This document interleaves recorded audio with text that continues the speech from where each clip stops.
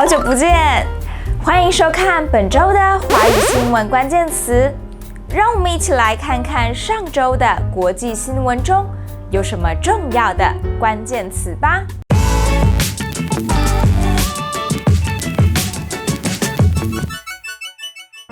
夏威夷野火增至89死，当地史上最严重灾难，警报器未响引质疑。上周震惊国际间最大的新闻，应该就是夏威夷的大火了。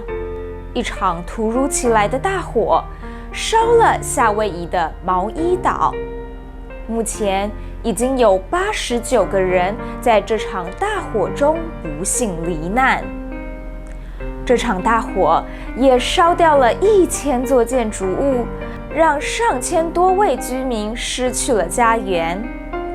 虽然这次引起大火的原因是天气太干燥，不过毛伊岛上的灾害警报器在大火燃烧的时候却没有响起，这也导致了许多人来不及逃生。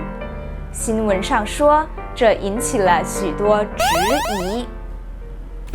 质疑是指怀疑而提出问题。